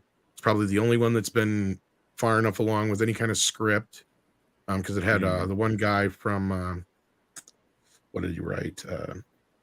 Can't remember the guy's name, but he was one of the writers on one of the more recent Marvel films at that time when they announced him. I think it was either one of the latest Ant-Man movies or whatever. And so, yeah, he's out there writing that for him, and that's probably well done by now. So I got to imagine, especially when Rogue Squadron got shot down and we knew that was going to happen.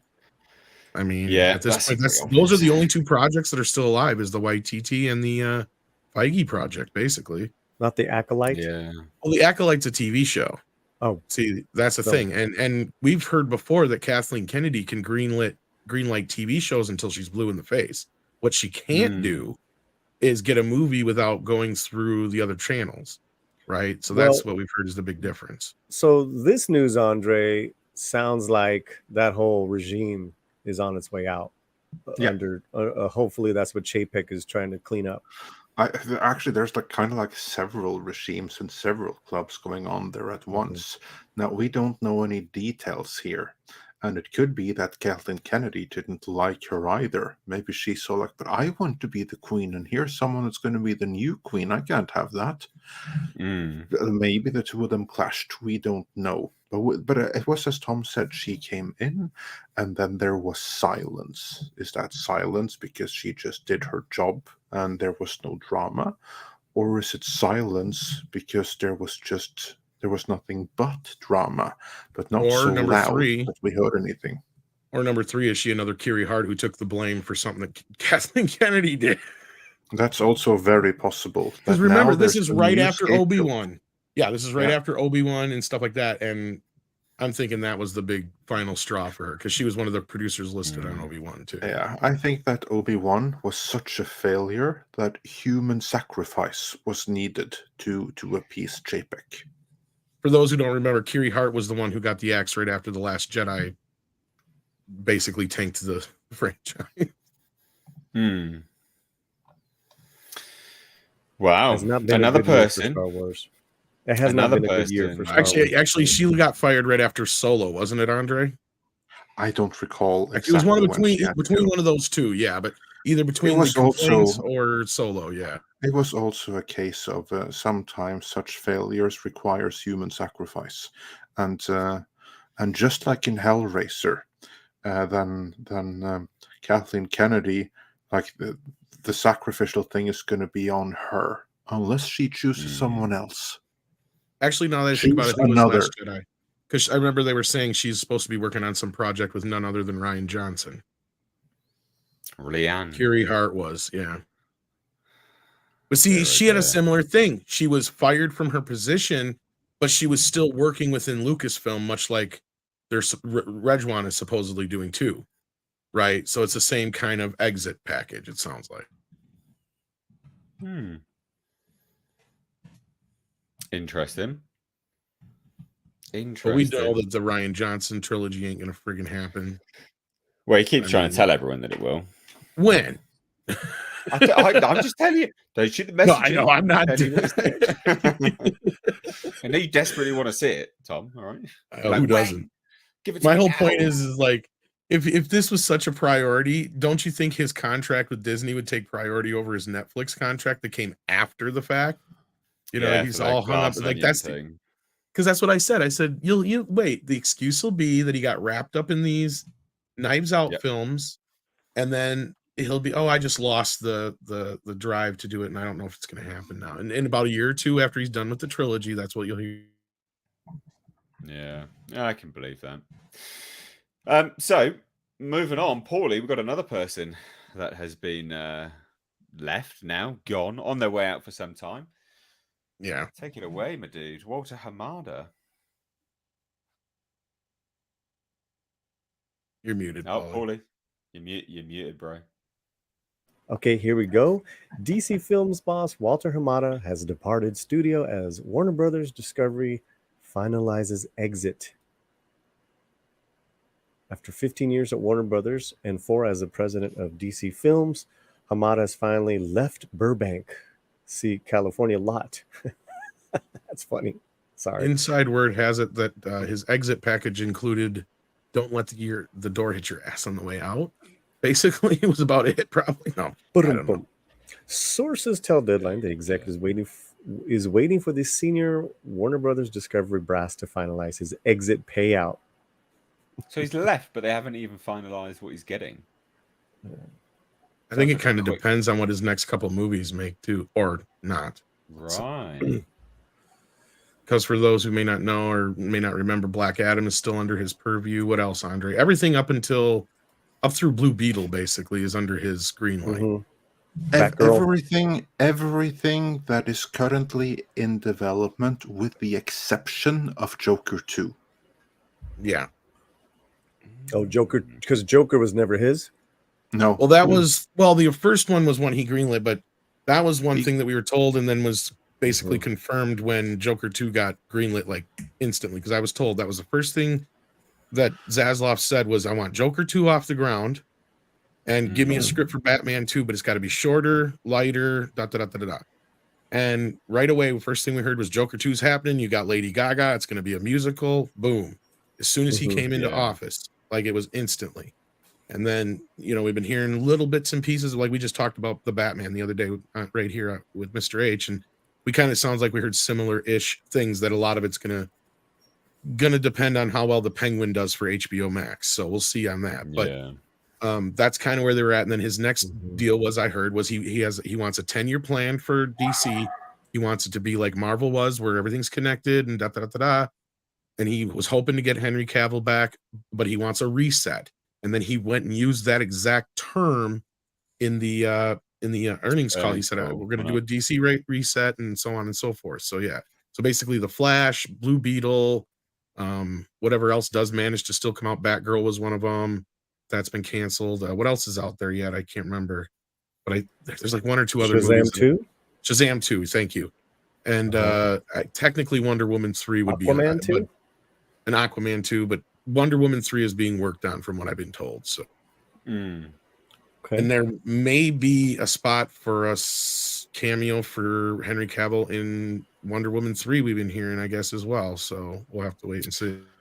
Well, they need to include him in that because of the picture deal that he's very clearly and obviously signed now. Well, it may be a done deal now. Like when I had heard they were trying to get him for like a 4-picture deal. Yeah. Okay, continuing, Hamada has run DC since 2018 and re-upped in January 2021 with a contract that was supposed to take him through 2023. All of this occurs as New Alliance DC movie Black Adam, on which Hamada is on a New Line. Are they all on New Line? They're not, are they? A lot of them were New Line guys. Even Mike DeLuca was. The funny thing was Mike DeLuca left. Toby Emmerich got promoted to the head of Warner Brothers. I can also confirm that Black Adam, it's like the New Line logo that's in the movie. It's like Right. New Line Studios production. Like Ah. the Spider-Man and Sony. Okay. And that could be Interesting. because New Line, I think, was originally developing it, what, like 8 years ago or whatever, when it first went in development. Yeah, it was such a long time ago. On which Hamada is an EP, is tracking to open to a projected 135 million at the global box office this weekend, despite some harsh reviews, except for Andres. The writing has been on the wall for Hamada's DC exit for quite some time, and the sources said that he has packed up his office and hasn't been part of recent creative meetings. Oh. Hamada will be the fifth Warner Brothers motion picture studio exec to leave since Zaslav took the reins of the newly merged Warner Brothers Discovery, following Warner Brothers Motion Picture Group chairman Toby Emmerich, president of production Valente, and Carolyn Blackwood, Allison Abade. I guess they all got the axe as well, Yeah. correct? Yeah, We he's hear clean Hamada's. Yeah, he's not messing around. He's not. He's not. We hear Hamada knew his days were numbered, and that this would be the outcome even before he ever met Zaslav. And I remember Andre and Tom saying that. I said the only thing that was going to save his ass is if Black Adam, Aquaman 2, and all that crap were like billion-dollar hits. Basically, the Batman would have had to have been a billion-dollar hit. Like, that was the only thing that Almost saved got his ass. I almost got there. It almost did, but it Yeah. created more confusion than it did anything, like I said. And then now with there's no way they knew Black Adam wasn't going to hit this. And as soon as it's funny because he was supposed to stick around until after Black Adam came out. He's leaving almost 3-4 days before the movie comes out. So that tells you right there they know this movie's not going to make the money they were hoping.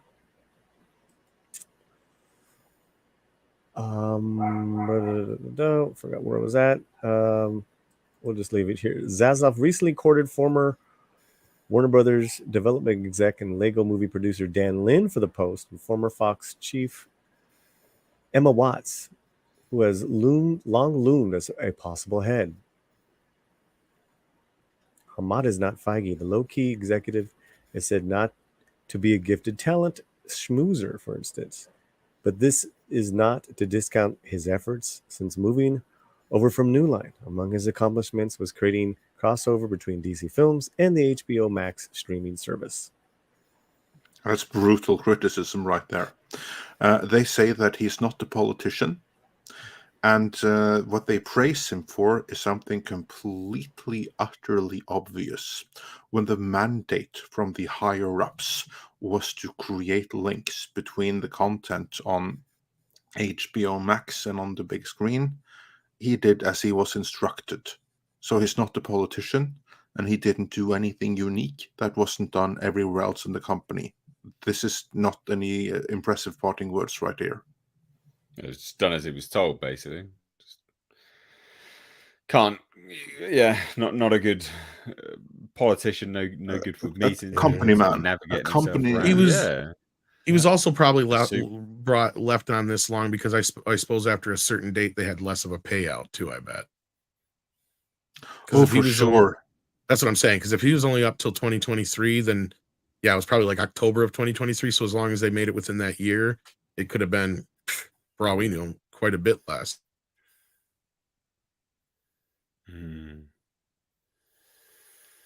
Well, I don't think he'll be missed though, will he? He's not. Oh hell no.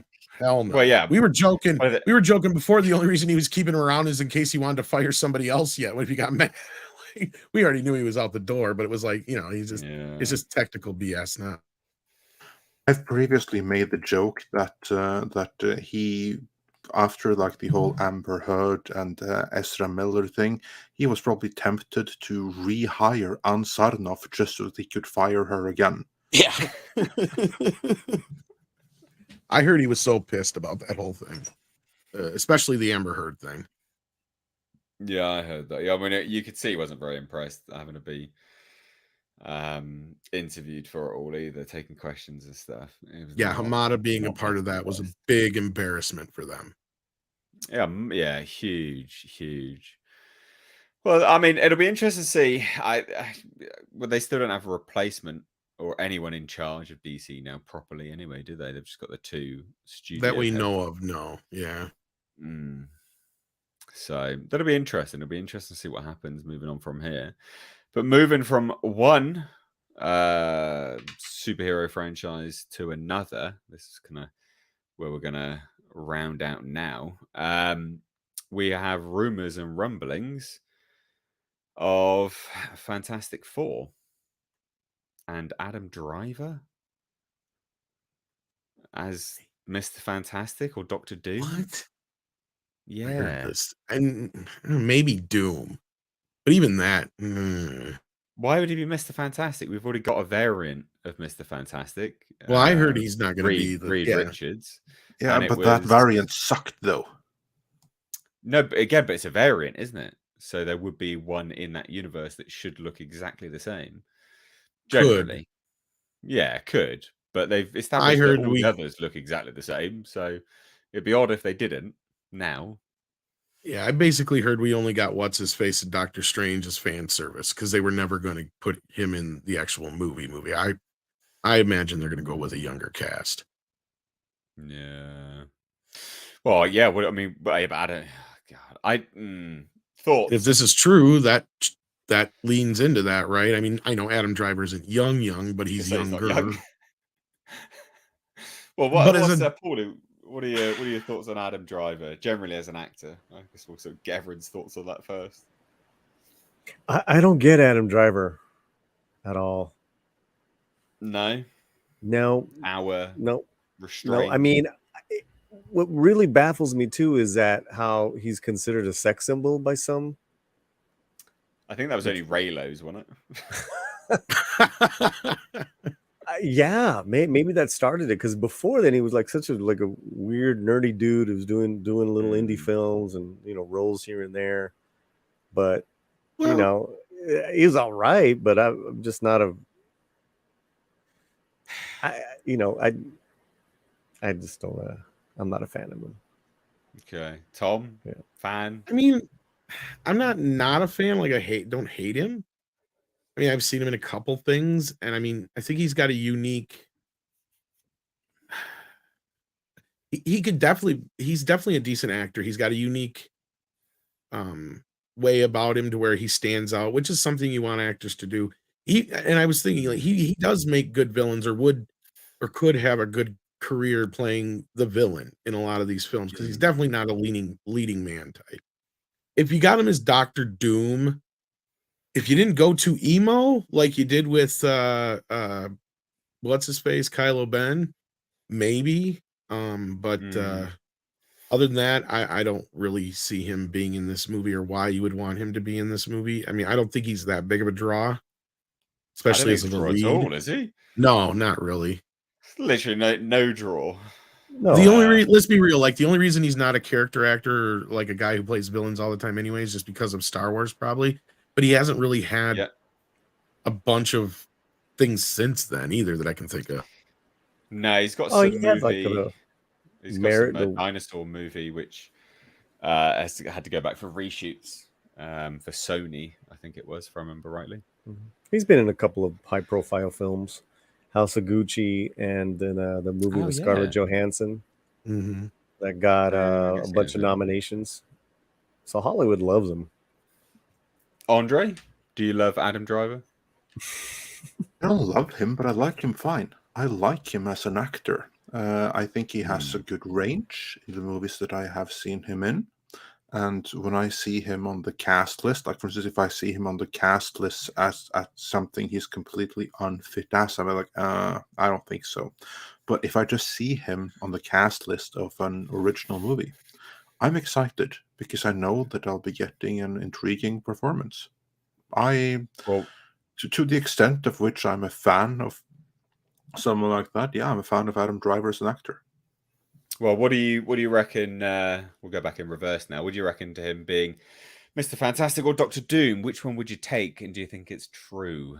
Have you heard? I hate it, but of the two, like as I said, I think he's really good, but that doesn't mean I want him for all parts, right? And I don't want him for any of these roles. If I had to choose, though, between the two, Doctor Doom. Okay. But I don't think he's right for that either. Definitely not Mr. Fantastic, though. He's the wrong type. It would be another miscasting. And what's a shame is when you have like a really good actor, and I do consider Adam Driver to be a really good actor, but Mr. Fantastic is not the right role for him. And if he is right for the role, that means they have changed the role to fit him, and then that does the character a disservice. So I'm not a fan of his name in this context, though I am a fan of his in other contexts. Yeah, okay. Yeah. I kind of share those sentiments, to be perfectly honest. I don't view him being someone that would be able to pull off Mr. Fantastic as the character that we know. So, if he became right for the role, it's because they've changed the role overall. I think Doctor Doom, I think that would be, I don't know, playing too much on the Kylo Ren character, donning a mask, evil, brooding, bit too much like that. I don't even see why he would personally go for that unless they changed the character of Doctor Doom, because he's not someone that generally plays the same type of character time and time again. He likes to diversify the roles he's in. So this is an interesting one. I don't know how much weight I put in any of this. This is obviously all just rumor anyway, but I don't know how much weight I put in any of this. But Tom, Mr. Fantastic, Doctor Doom, what do you reckon for each of those? Yay or nay? Like I said, he definitely can't be a Mr. Fantastic. Maybe as Doctor Doom, but I'm kind of with Andre on the sense that he is not definitely within the first 5 or maybe even 25 fucking actors I would think of for that role. Who would you pick for it then? Like a Mads Mikkelsen. Oh, Somebody really? in that range. That'd be good, wouldn't it? Mads Mikkelsen, Doctor Doom. I'd like that. That'd be good. I mean, Mads in anything. If Cumberbatch wasn't already Doctor Strange, he'd be my next pick. Yeah. Okay. Cast of regulars. What's the other one? The German guy. He played the young Magneto. Yeah, he'd be a good one too. Fassbender. He's incredible. He's not been in much for ages, has he? But I wonder if there's talks of him coming back.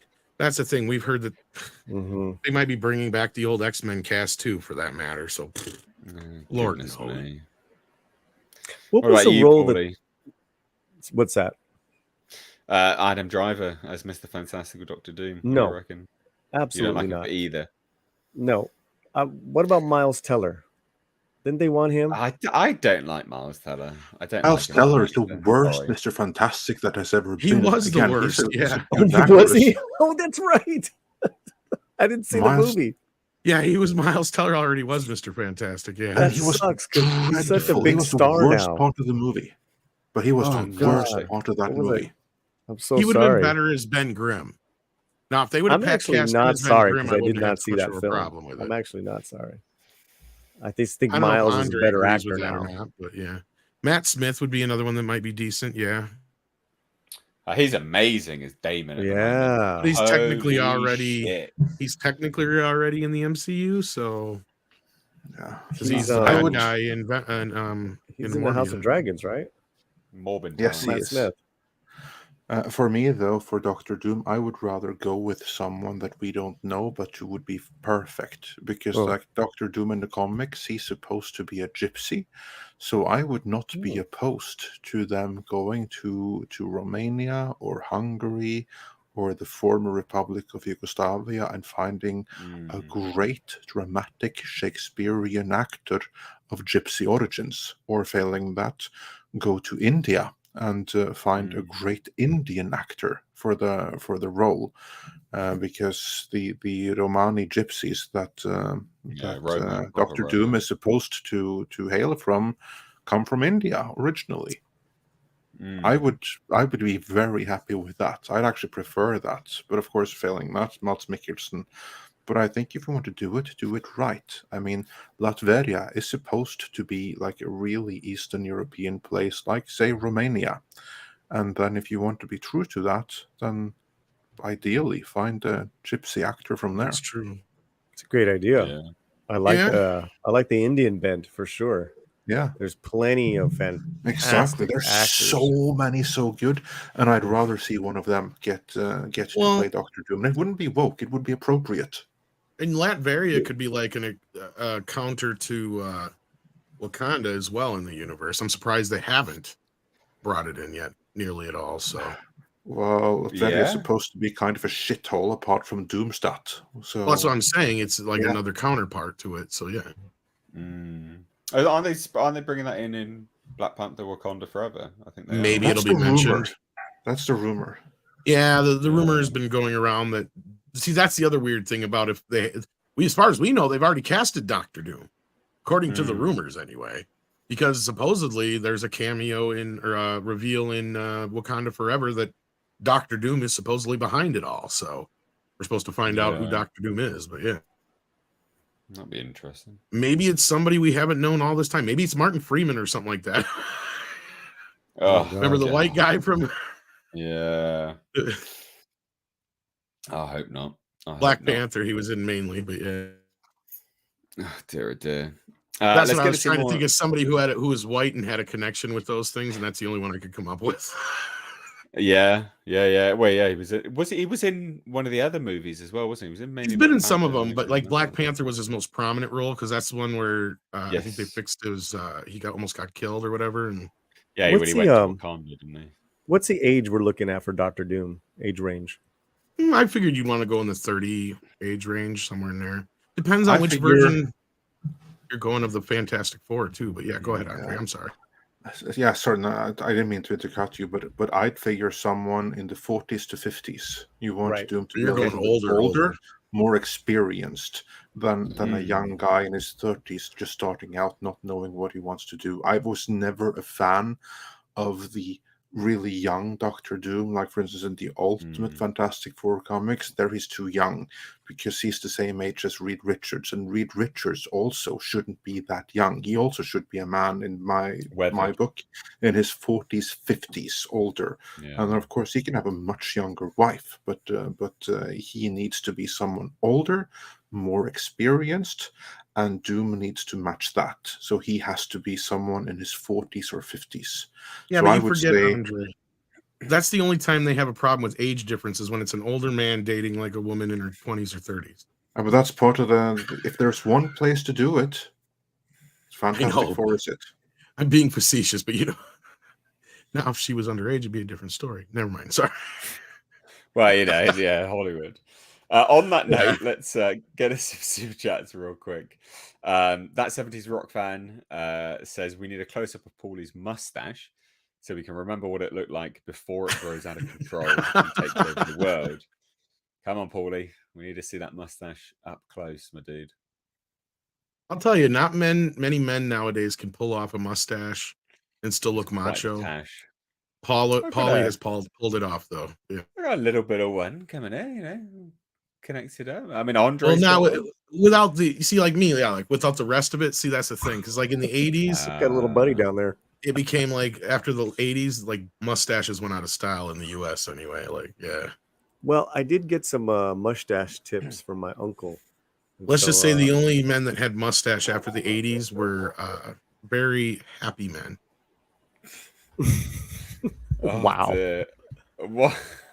Wallace Frank said £1.99 super sticker. Thank you so much. It's true. Annie McCallum says treat money for Lord Jasper. He's currently asleep at the moment, bless him. But thanks so much. He's just had his haircut as well.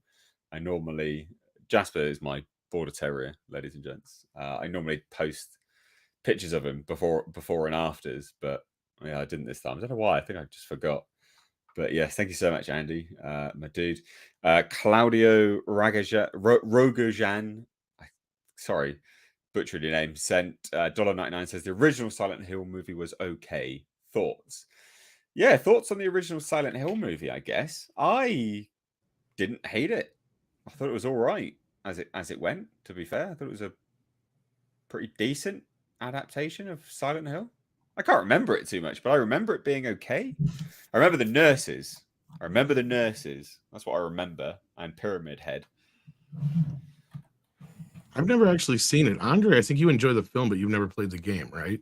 This is correct. I have never ever in my life played a Silent Hill game, so I cannot comment on how true the movie is to the game. I can only assess the movie on its own merits, and I think it's a masterpiece. It's a movie I greatly enjoy. I absolutely love the visuals.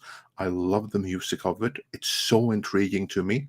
It's one of my favorite horror movies. Like in my Blu-ray shelf, I only have so much space.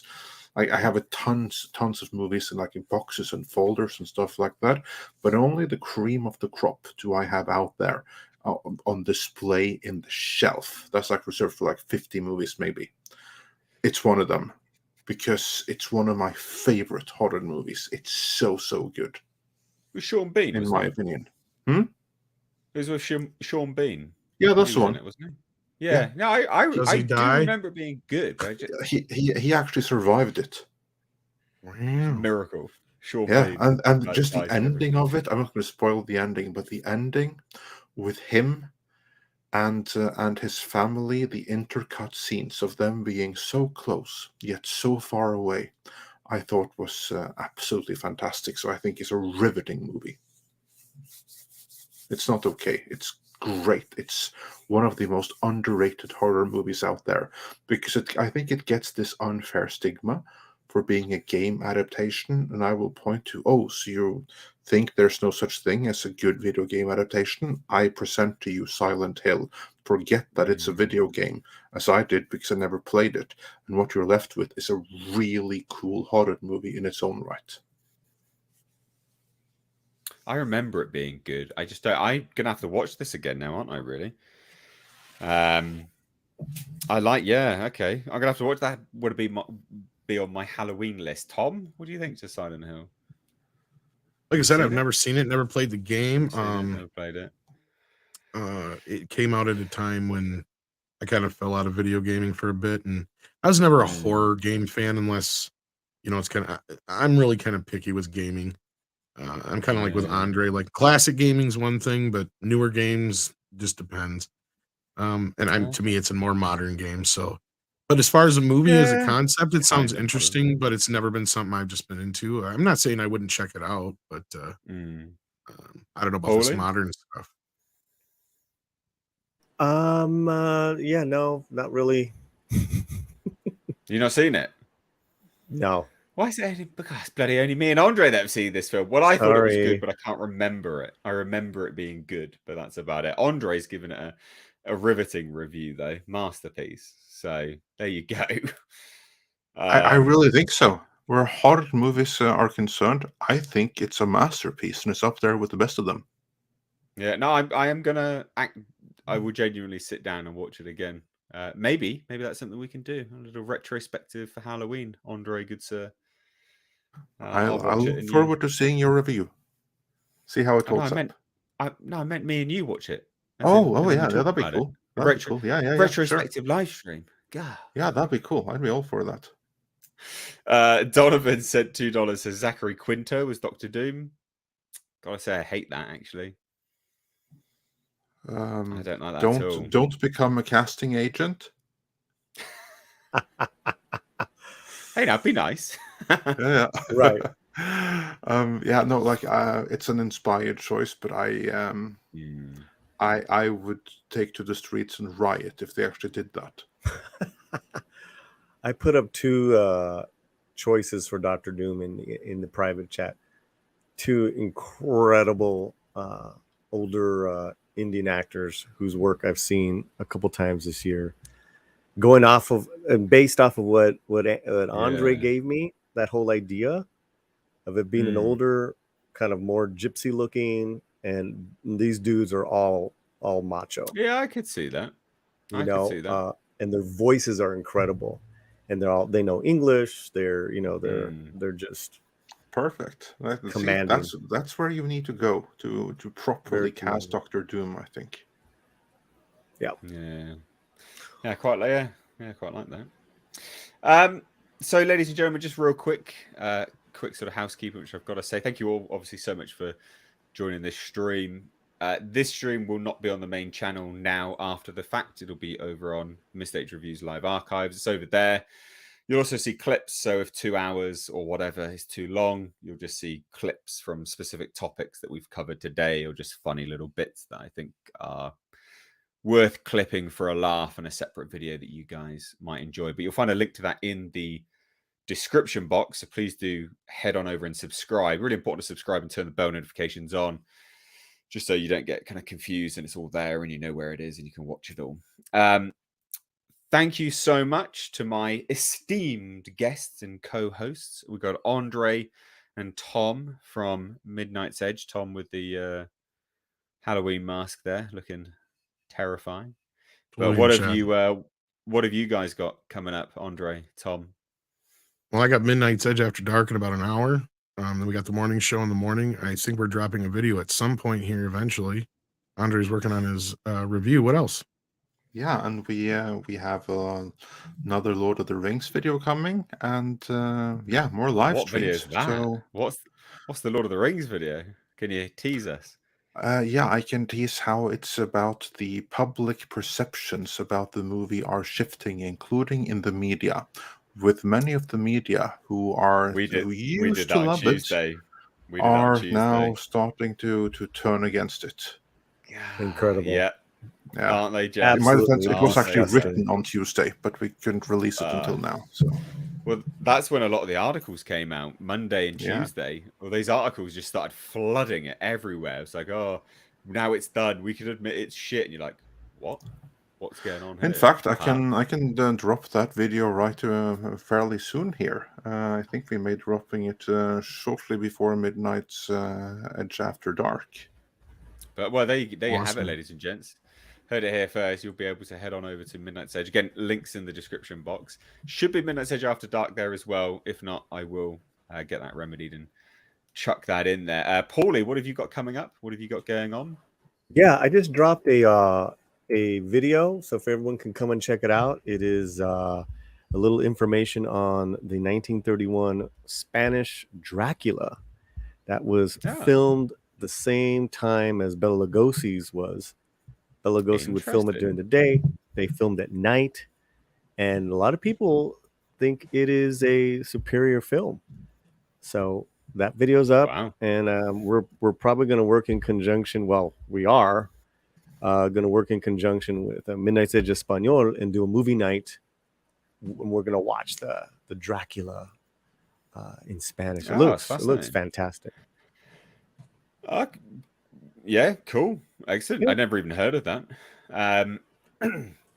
Where are you guys over on Twitter? Where can people connect with you if you want to plug all of that stuff? You can find me on Twitter by going to at Andre Einharjar, as you see right there. But I do suck on Twitter, so it's far better just to head on over to Midnight's Edge and follow me on YouTube.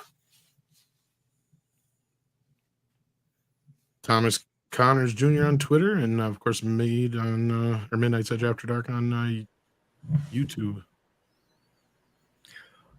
Twitter Latino Slant right there, and then Midnight's Edge Espanol this Saturday morning live stream. Perfect. Well, thank you so much to my guests for joining me, my co-hosts. Thank you so much for all of the wonderful audience joining me. Thank you so much for contributing to the conversation, steering the conversation with your super chats, and supporting these live streams with your super chats. Goes a long way. Helps keep the lights on here and retains these live streams going forwards. Helps keep them moving. So thank you so much. These are every Tuesday and Thursday moving forwards. So tune in 9 p.m. GMT, 9 p.m. London time, UK time, whatever that is for you. Use Google, but don't rely on it, because Tom did and he turned up late. So, so ladies and gents, thank you so much for joining. I hope you enjoyed the stream as much as I did, and hopefully as much as the guests did. So from me and everyone else, take care. Peace out.